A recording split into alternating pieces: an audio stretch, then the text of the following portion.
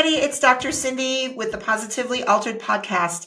I am a chiropractic internist and nutritionist, and we love to address all things health related, spiritual, physical, emotional, financial. Pick something. If it has to do with your health, we talk about it here on the Positively Altered podcast. Today is really very special for me because this is where the teacher becomes the student. Our next guest was in my classroom when I was teaching in the internal medicine diplomate program. And he is a flourishing professional that is doing great things for his patients. And we are going to go down the path today to talk about how stress can really affect us in a negative way, and maybe throw out a couple of ideas you may not have thought about before about your adrenal glands and sobriety. So we're going to take a quick break, listen to a couple of important sponsors, and then we are going to be back with my next guest.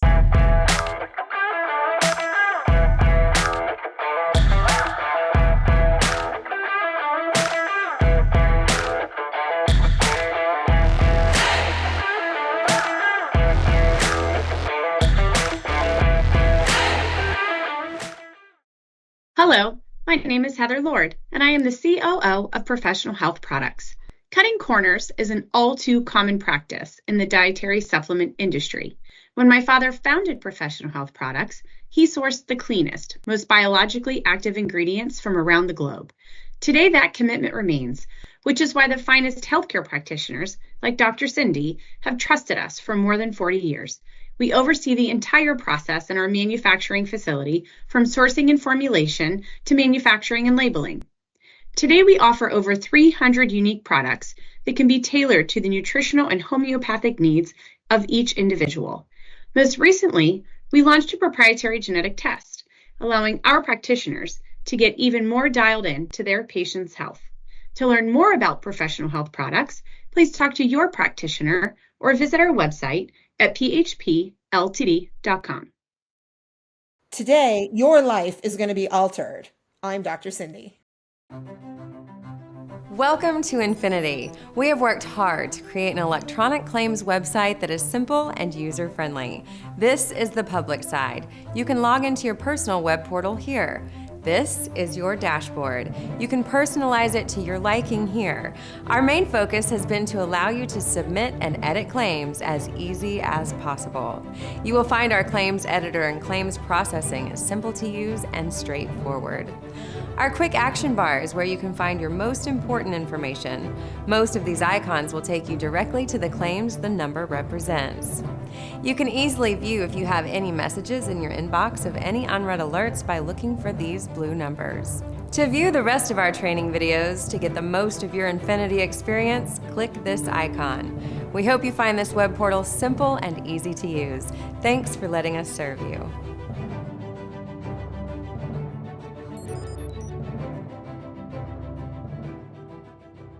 I'm Dr. Cindy. Who wouldn't want to join me for the Positively Altered podcast? And we're back. Thanks for hanging out after a word from our sponsors, because you know they're important to me. We are back with, I can't believe it, like a student of mine, right? Like, oh my God, I'm so old. Dr. Brad Campbell, I'm so excited to have you here today. So great to talk to a fun old person. Oh, you did not just say that. But old's relative, right? I am a fun old person. It's okay. You know what? Old is so relative. I remember when my kids used to think like, being 40 was old. And now I'm, in my closer to 60s right. and my 50s. I don't like to, 56, right? And now the kids think that like 70 is old. And I think like 100 is old. And it all just, so what's old, Brad? What's old? I don't know. I guess it's relative, right? Like older than me, but if I'm 47, you might be 48. You're still older than me. So. That's so true. You know what? I am honored to be a fun old person. At least you put fun in front of old. Because if I just become an old person, then I'm just done. I'm done. No, definitely. All right, good. Well, one of the things I pride myself on is running full steam because I've got really good energy regardless of how old I am becoming. And I want to talk about that with you today because one of your favorite topics, and I know you've got a ton of them, is how our adrenals are functioning and the relationship to caffeine. So I'm going to tell you, I'm really proud. I wake up in the morning. There is never a cup of coffee. I don't think I've ever had a Red Bull ever. They're kind of gross, aren't they? They're kind of, Red Bull's kind of gross. I hope nobody from that company is listening. But let's just, I don't know, why are you so passionate about adrenal glands and caffeine? I think I'm passionate about it because I just see it so much in clinical practice. I see it in my family and my friends. People are burned out. They get low testosterone. They get perimenopause. It used to be, you get perimenopause a couple of years before menopause. Now it's 10, 15 years before menopause. They're saying even some people are like at 25, I feel like I have perimenopausal symptoms. I'm like, well, that's actually a sign of hormonal weakness or hormonal imbalance. And it triggers people to say like you're hormonally weak. But most of the Americans walking around are hormonally weak. They're metabolically unwell. They're not in great shape. And their hormones on lab testing are also not up to par. I mean, men in particular, their testosterone and sperm count levels are half of what they were a few decades ago. So we clearly have a problem. We're clearly all needing some adrenal and hormonal support. And I think that's why I say it's like 80, 90% of my patients come in with some degree of hormonal imbalance. So it's just educating on how to help those people. So before they come in, right, because you don't wake up in the morning and go, oh, my testosterone is low, because most of us aren't measuring it ourselves. What are some of the most common and not so common symptoms that both men and women are experiencing to clue them in to think, oh, I better get this tested? Yeah. I think most common things are craving salt or sugar, lack of sex or libido, lack of morning erections for men. And I also see craving drugs. So they crave salt, they crave sugar, and they crave different drugs, whether it's caffeine or other stimulants, or they're looking for like the next best thing, or they're looking for something to sedate themselves at night. They're looking to calm their anxiety, or they're looking for alcohol or CBD or THC or something at bedtime to help them fall back asleep. So nobody was born with a caffeine deficiency, huh? I guess not, or born with a Tylenol deficiency. Right. Or both. Or both, yeah. Or both. Originally, caffeine was meant for basically hallucinating and connecting to spirits. Like in ceremonies in Africa, they originally used caffeine ceremonially on very rare occasion and mega doses to basically connect to source. We've kind of come a far way from that. And now how are we using it? Now we're using it to, offer for free to employees at major corporations so that people can work forever. Isn't that crazy? It is crazy. Yeah. Crazy. So are there certain levels of caffeine that would you say are safe or acceptable, or is all caffeine bad? It really depends on the person. In general, though, I'd say, I like to have my patients at under 50 milligrams a day, which is pretty low. It's like half a cup of coffee. I think if you're living in Costa Rica and you're retired and you're outside all the time and you're moving your body, you can tolerate a cup or two a day. Like if you're an Italian and you're having espresso and you're going for a 2-hour walk afterwards and you're outdoors, you can tolerate more because your nervous system is not in a low level of fight or flight adrenal stress all the time. Your adrenaline is running, which is where adrenaline connects. But I think for most Americans, if they're having more than 50 milligrams or half a cup of coffee a day, which is about 100, it's really hard to get their hormonal system back up to snuff. Even if they're taking 20 supplements and herbs and all the adaptogens and all the glandulars and all the things, that's my baseline. Is like, if I'm going to help you with your adrenal or your thyroid or your sex hormones, I need you to be on no minimum of 0, maximum of 50 milligrams of caffeine a day. Now, what if I do it through decaffeinated coffee? Is that better? That is better. Yeah, it's definitely better. Decaffeinated coffees are a little bit black market, though. Sometimes they're supposed to have like less than 3% of caffeine, but a lot of them still have 10% or more of caffeine in it. So I actually sell a decaf coffee for my patients because I took them off of caffeine so often. I had to make my own decaffeinated coffee and just gift it to my patients. Be like, here, you don't know what to do? Make this. It's delicious. If you don't like it, you're an addict. And come back and let me know how it goes. That's great. What's the name of the coffee? It's, what is it? I have it on our website, actually. Let me find. We had a few different ones. We had a taper down coffee where we basically had like 100%, 50% caffeinated. Now we call it Health Nut organic decaf coffee. That's Swiss water processed. There's no chemicals in it.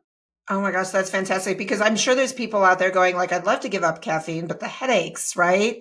Oh, the yeah. mood changes, right? It's hard to come off caffeine. It's very hard. That's part of why I started realizing it was an issue for myself personally. I used to be a barista in high school, and I was doing those old espresso machines where, if you don't know, they used to pour 2 shots every time. So even if you ordered a drink that had 3 shots, you'd pour 4 shots. And so all the extras, the baristas would pour in their own cup and drink. So I was having like 12 to 20 shots of espresso a day. which Oh my was goodness. wrecked my adrenals. And then when I stopped having caffeine, I also get massive headaches and usually existential dread to go along with it. And was my wake up call. But that's part of why I created the decaf coffee, was to help get people off. And I usually have to have them taper off over a week or two so they don't go into existential dread. Right. Now, let's, I think it's interesting as clinicians, and I know a lot of our audience are clinicians, but we have a lot of people who listen that don't speak medical jargon. Let's bring it back down to what is the actual function of the adrenals for us through life? So the adrenals regulate a lot of different things. I say the 4S hormones: salt, sex, sugar, and stress hormones. Salt because of aldosterone, which is basically regulating your blood pressure. Sex hormones because they create DHEAS, which is a precursor for other hormones like other sex hormones that you need for a healthy libido.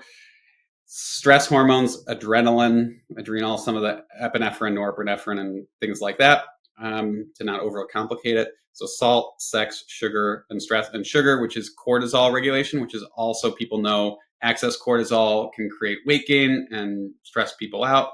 But deficiency of cortisol also makes people quite tired. Mm-hmm. So let's go back to salt. I grew up in an era where salt was evil. We were told not to consume it, right? And then you go to science class and you learn about the sodium potassium pump that you swear you will never use ever again, that we use every single day, and how important that regulation is. Where do you think we went wrong with recommending no salt to now the importance of utilizing salt in a correct way? I think we went wrong by making things too black and white. People say cholesterol is bad. Let's lower cholesterol to 0. Well, if your cholesterol is below 100, you're probably dead. And same thing with salt. It's like you need sodium to stay alive. If you don't have sodium, the sodium potassium pump can't work and you're dead. So I think it's the in between. It's not that salt is all bad or all good.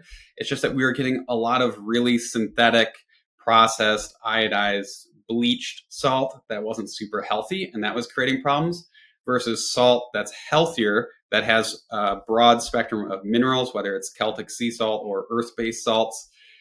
And I think it's really more about balancing the salt and sodium in salt with potassium, with magnesium, with other trace minerals, and hydrating, right? There's a reason why when you have a lot of salty popcorn, you crave water for a while afterwards. It's because you need that to balance that out. So if you're having more salt, you want to have more fluid balance and hydration as well. So how important is it, in your opinion, to test to make sure that these levels are perfect versus guessing how much water we really need or how much salt we should take in? Extremely important. I don't know if it was probably you or someone else who taught me way back in the day, but they always said if you're not testing, you're guessing. I don't know if that's a Dabsy thing or a Cindy thing, but it's so important. I don't want to take credit for it. It's not a Cindy Yeah. thing. I think it was a Dr. Jack Kessinger thing, actually, but it's definitely a Dabsy thing. Definitely a Dabsy thing, yeah. So it's in the notes, I'm sure, that you were teaching too. Everyone kind of cross-pollinates. It's hard to remember where all these traits and sayings come from. But I really think if you're not testing, you're guessing. So it's much better to have certainty and confidence and know, what are my kidney adrenal system doing and what does my sodium level look like on lab testing. Okay, great. Yeah, we joke in the office that the umbrella girl is evil, the Morton's umbrella girl, that we should stay away from, which isn't very nice. And you know what? It's funny. And this goes back a lot of years, so I'm not going to tell the story exactly correctly, but I had a patient who came in that told me that it was like her best friend that they actually modeled the girl holding the umbrella after. And I felt terrible that I said she was evil. And I didn't mean it, in the literal sense. It was more about the caking agents and, the way they manufacture that salt versus the girl on the front. Well, what about the iodine in the salt? Isn't that healthy, Dr. Cindy? Right. Oh, let's go there for a second. So let me ask you this question. So, we live in the Midwest, right? You're north side of Chicago. I'm south side of Chicago, and this is known as the goiter belt, right? Like where everybody's having issues with thyroid and we all need iodine. What's your take on that? Because I'm not so sure I buy into the fact that we all need iodine. I think we need iodine once in a while, but maybe not all the time. Like we have stores of iodine in our tissue, just like all the fat soluble vitamins store in our tissue. Just like you can have a 24-hour fast and survive, I think you can have a 24-hour period without all of your daily recommended vitamins. There's a lot of patients who come in who get so scared from social media where they're like, I need all my multivitamin every day or else I'm not going to feel good. And I think our bodies weren't designed that way in hunter-gatherer times. In the same way, iodine is a great nutrient, but I don't think our bodies necessarily need the 100% daily value all the time to survive. I've had patients sometimes even take a higher dose once a month or a couple times a year, and their thyroid function does just fine. That's pretty cool and really important, right? Because I think you brought up something really interesting. We're all on social media and it can be a very important tool, but it also can be a very misleading tool when it's that all or nothing that we present to patients, right? Yeah, 100%. The all or nothing thinking is very tricky. And I think podcasts are the way to kind of break through that because you get to a little more complexity. Yeah, it's pretty cool. So give me a couple key things that people can do to support their adrenal glands in a healthy way, even if they're not testing. Even if they're not testing, try to limit your caffeine. My joke is don't do your drugs every day, do them with a purpose. So whether it's caffeine or something else, take a break. Like, don't be super addicted. If you're physically needing the caffeine for energy or joy or fun or enthusiasm or motivation, that's a red flag. So I think the number one thing is to stop drinking caffeine on a daily basis, or at least get down to the under 50 milligrams or a half a cup of coffee a day, or go to something a little bit more soothing, whether it's dark chocolate or green tea, etc. So cut that out. It's kind of like when someone's asking to heal their liver, but they're still having a fifth of whiskey. That's the equivalent when people are learning about adrenals and caffeine. So got to cut that out as much as possible. And then I really like just getting enough rest. So I force my patients to take 9 hours a day of rest, which up to 15 hours a day, and that includes sleep. So even if they're not able to sleep for more than 6 hours, they need an additional couple hours of the day to be restful. So the way they eat could be restful. The way they go for their morning walk could be restful, or it could be busy on their phone, scrolling around, stressed out on the news. So I think making sure they're having moments of calm and sleeping well is also crucially important.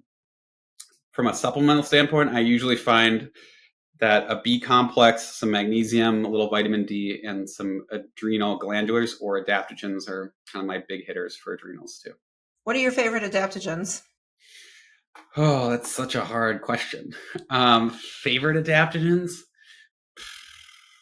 It really depends if someone's more wired or tired. I really like the ashwagandha complex from MediHerb and Standard Process, partially because ashwagandha is not the main ingredient, but they put in some, a little bit of ginseng. I believe they put in some licorice as well, but it's much more of a soothing blend because I find most people are not just tired. They're not just wired. They're wired and tired.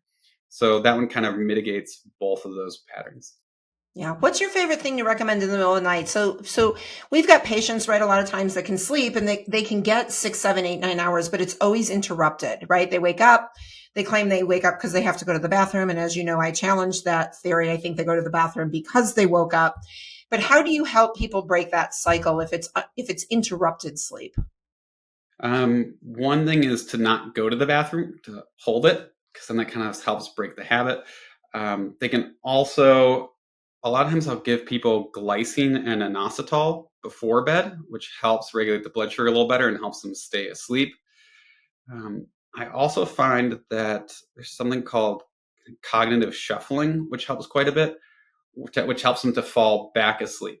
Because a lot of people feel like they need to take something or take melatonin in order to fall asleep the first time or to fall back asleep. But I'll have them do cognitive shuffling where they take a word, let's like pick an animal, maybe it's giraffe or camel. And if it was camel, you take CAMEL, take each letter, and you think of as many things as you can that start with the letter C until you run out of things, as many as you can that start with the letter A until you run out of ideas. And then usually before you even get to the E or L of camel, you're falling asleep because you're so bored. So that's one trick that actually is science-based that works. It's drug-free. I also get a lot of overthinkers for whatever reason. So I'll have them do an Eisenhower matrix. I don't know if you've heard of that. It's like a little 4-quadrant you do on a piece of paper, which is either things that are urgent or important, or not urgent and important, or not important, not urgent, or not urgent, not important. And so I have them basically do their to-do list before bed, because then they can let it go and let it get out of their mind before they fall asleep. Because a lot of people wake up thinking about what they have to do the next day.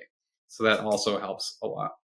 I love the recommendations, but I am going to tell you, Dr. Campbell, that if I get any emails of people who are now wetting the bed because you suggested holding it, yeah, I'm sending them your way for a consult. Please do. I'll send them some free diapers. Okay.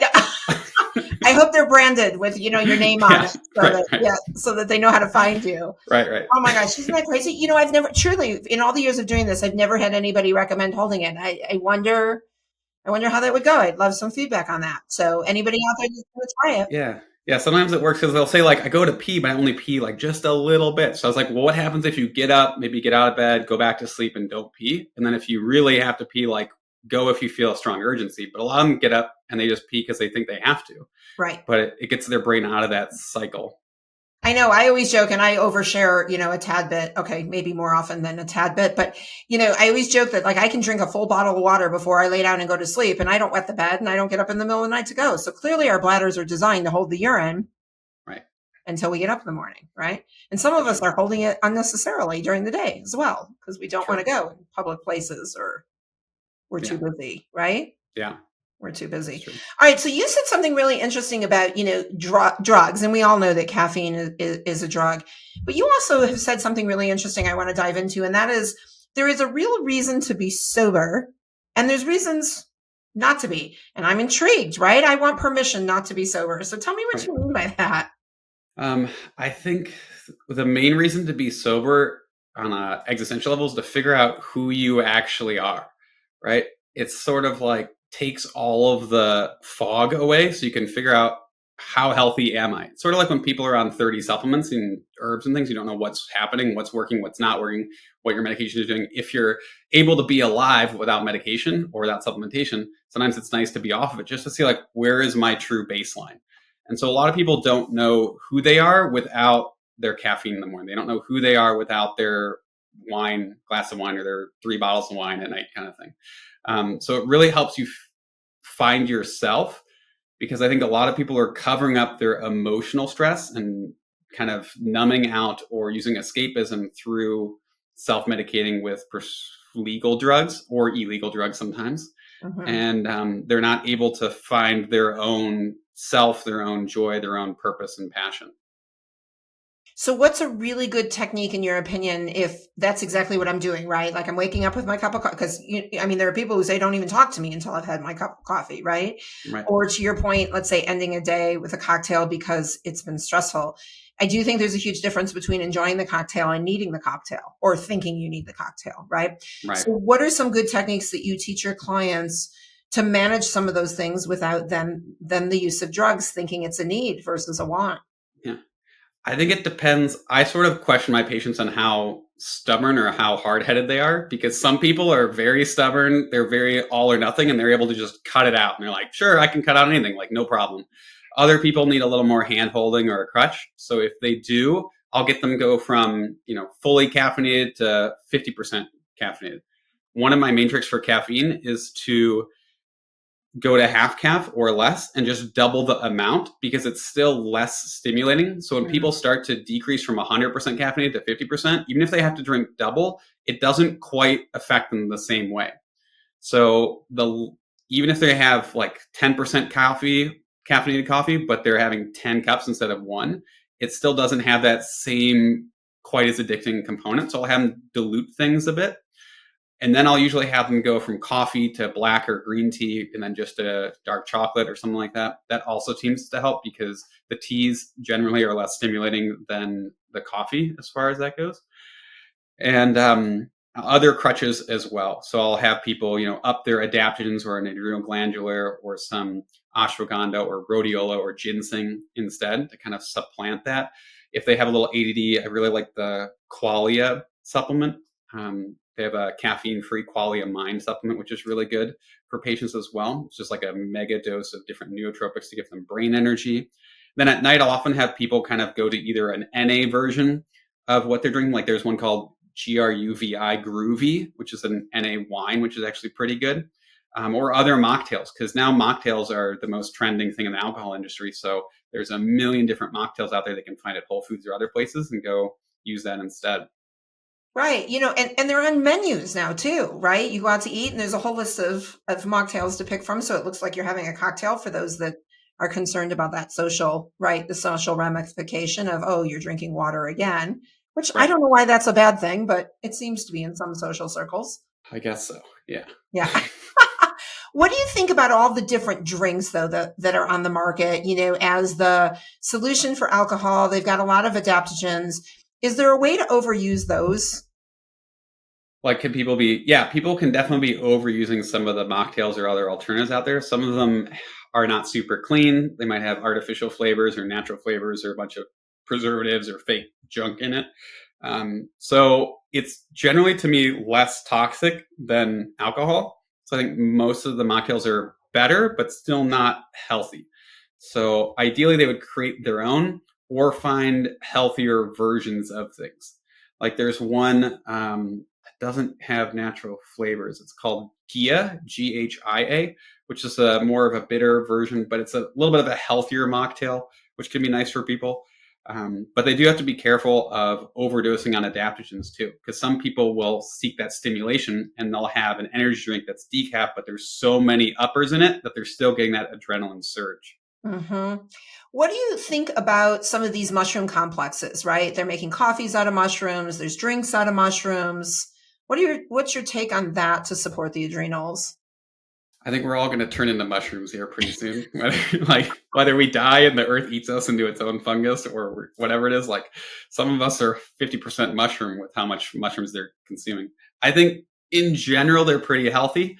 I'm pretty pro mushroom overall. I do think you have to be careful about quality control and all of that for all the normal supplement issues that are out there.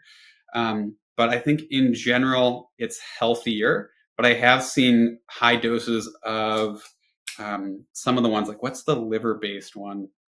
I'm trying to think of the mushroom that starts with like an R. Reishi? Yes. I've seen reishi or like poor qualities of reishi mess with people's livers at times. So you do have to be a little bit careful. Cordyceps is a good caffeine alternative because it also stimulates ATP, which is cellular energy in the brain. So there are, for sure, good mushrooms out there. You just want to be careful not to overdose on it and to get good quality sources. Yeah, for sure. All right, let's go back. We started to touch on hormones and we skirted around that subject, which I think is a really tough one for people. There's so much going on in the world today with utilizing prescription drugs and sometimes very inappropriately in order to get weight down. And cortisol from the adrenals happens to be just one of those nasty hormones, right, that we're constantly fighting. So dive in a little bit for me, for both men and women that are struggling with weight. It's that belly fat, right? The junk under the arms and inside the legs that we never had when we were not old, Dr. Brad Campbell. Right. And now that we are old, we struggle with. How can we really approach that, in your opinion, safer than, the quick fix of the injection to drop, 20 pounds in a week? Like, how do you approach the cortisol belly or managing excess cortisol? I want to flip back and you be like, what are your favorite things? Because I'm like, I want to learn from Cindy. This is a great question. Oh, look at how you see it's this. I wanted to be the students instead of the teacher. And now you're going to flip that back, I don't know. I think, okay, so I'll share a couple of my favorites. One that I actually love is a product called phosphatidylserine, which drives down the cortisol pretty dramatically, right? Without causing the crash. And that can help bring it down. I also think it's a question of how we continue to feed it, right? And it's the stress that continues to feed that elevated cortisol level. So it's a lot more work than just popping a pill, but it's, to your point, getting that rest. And it's not just sleep. It's really focusing on how do we create a calm within our body that we're not stimulating that fight or flight mechanism in which that cortisol jumps up and stays up, right? So it's really a lot more lifestyle. One of the things that I find, see, now it's becoming the Dr. Brad Campbell's interviewing Dr. Cindy show. I'm learning too. One of the things that I find really fascinating is people don't understand the difference between how stress can be good or bad, right? So take exercise, for example. I've got marathon runners that think they're doing something great for their body, and yet because of the excessive nature of their training, can actually increase that cortisol level that now we're storing in the body. And while you're 20 running a marathon nice and lean, you're now 40 running a marathon and not so lean. It's sometimes having to recognize that the things that we used in a good way are now actually very detrimental, right? For sure. I'm a workaholic. I love to work. I work 7 days a week. I don't have a Monday. Does that elevate the stress and the cortisol? Absolutely. Yeah. So I think the lifestyle over decades is what's really gotten a lot of us into more trouble with that elevated cortisol. And then people like you and me, and even in the pharmaceutical industry, we're working so hard to try to find that one magic pill, that quick fix to change that cortisol level. And I almost believe it's a little bit more in our lifestyle than it is in the pills. Yeah. And the mindset plays a big role too. Like if stress is defined as adapting to change, then any major change could be stressful. Like you said, working out is a stress, but it could be a really good or a bad stress. Like if I was to take, one of our family members and hold a gun to their head and say, march for 26 miles, like that would be one of the most stressful things they've ever done. But then if you say like, hey, pay me $900 to run the Chicago or Boston Marathon, people would line up and pay tons of money to do the exact same experience with a very different mental perception of how that went. So I think we can have eustress or distress, and how we perceive what's happening in our life makes a big difference and can lower the cortisol response. But like you said, there is still an element of no matter how much gratitude you have going to McDonald's, eating, 5 McGriddles, it's still going to have an impact on your body in a biochemical way. Lots of overtraining and marathon running is still going to have a negative impact, breaking down the body over time. But I think, it's really interesting to see how some people view certain things as extremely stressful and other people, it's their favorite thing. Right. Like I feed off of chaos. I actually love chaos, but I also recognize where that becomes, there's a boundary of that, right? Where at some point now it becomes, here's the emotional breakdown. Here's the physical breakdown. Here's that melting point that you just don't want to ever cross over. And I think a lot of people have trouble finding that and understanding that balance. Yeah. Right? It's tricky, but that's what we do as practitioners. You help people kind of navigate that realm. Yeah. What's your favorite patient? What do they look like? And I don't mean physically look like, but what challenges you and feeds your soul when somebody walks into the office for you to help them? My favorite one is probably the ones that have no clue what's going on. They have like zero self-awareness. And so they just get to have a epiphany after epiphany after epiphany. Like I had one who had been doing therapy for 30 years and was extremely stressed out, had tons of anxiety, tons of IBS, like her liver was in the gutter, adrenals were tanked, super menopausal signs and symptoms, super burnt out running her own business, and thought they knew how to eat but really had no idea what true healthy was, were scared of cholesterol and fat, scared of sodium. They're almost like completely the opposite thought process. So my favorite is taking someone who has the exact opposite thought process as someone like you and me and helping them slowly like retrain and relearn how to be healthy. And now that same patient, like a year after they started, is completely different, off all their meds. They don't have anxiety, OCD anymore. They're not burnt out. They're actually happy and loving life. They don't have depression anymore. And they've learned how to cook. They've learned how to move their body. They've learned how to process their feelings and emotions. And their life is just like a complete 180. Yeah. And I think that's hard. Sometimes we just don't get out of our own way. It's true. Yeah. And that's really hard to overcome. What is the toughest thing you face in practice, do you think, as a clinician that you're up against in the world, help people get well? The toughest thing, I think, has to be maybe children.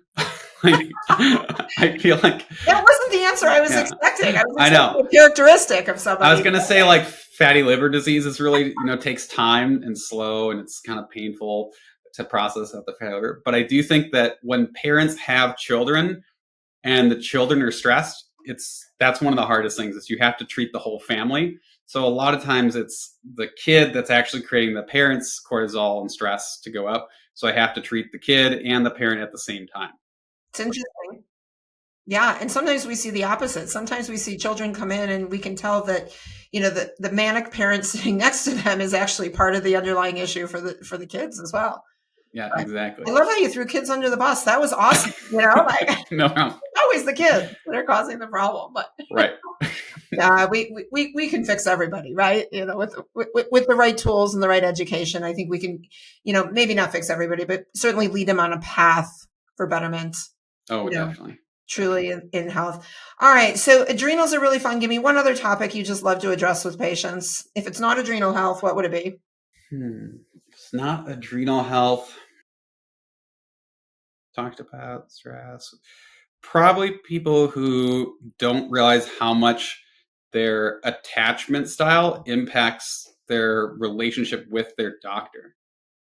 Explain that a little bit. So if you don't know about attachment styles, there's basically three. It's either anxious, avoidant, or secure. And so a lot of people will come in not knowing their attachment style, but they relate to their doctor in the same way you would relate to a parent or a boyfriend or a girlfriend or a partner. And so if you're, especially the avoidant people, they're going to inherently, when they get stressed, they're going to run away or retreat or avoid the conflict. Whereas the anxious person is going to they're going to be like wanting to run a bunch of labs, make sure they're okay, constantly like calling the doctor for more, make them feel more at ease. And the secure people are fine. They usually don't even come into the doctor, right? They're like, I'm fine. I'm healthy. Like I might have this cancer thing on my face, but like, no worries. My parents love me. So I think like the fact that like that impacts the way the relationship people have with their doctor is really big. And so when I can bring awareness to that and be like, look, if you have a more of an anxious attachment style, that means this is how we're going to have to work together for you to start to heal and recover and take more responsibility and feel more secure in your health journey. And especially with the avoidant people, if they know that they're a little anxious avoidant or fully avoidant, I'm like, okay, I'm going to say some things. It might offend you. It's going to be really hard and you might run away for a bit, but then once you're ready, come back and we'll deal with it, kind of thing. I love that. That's so important. You know, I think a lot of times as practitioners, people just walk in, we make a recommendation, we expect them to follow it, but it's about meeting the patient where they're at, right? And through those different styles, you can really meet them where they're at in order to understand the motivation or the lack of motivation in order to get well. Dr. Brad Campbell, this has been absolutely fantastic. We are going to take a quick break, but I hope you will stick around because we're going to do some rapid fire questions just for fun. So those of you, we're going to take just a minute here, a couple deep cleansing breaths, close your eyes. If you fall asleep, this is being recorded so you can pick it up where we left off. If you do happen to do that right as you're being restful, we are going to be right back with Dr. Brad Campbell. This is your weekly dose of Dr. Cindy, the Positively Altered podcast.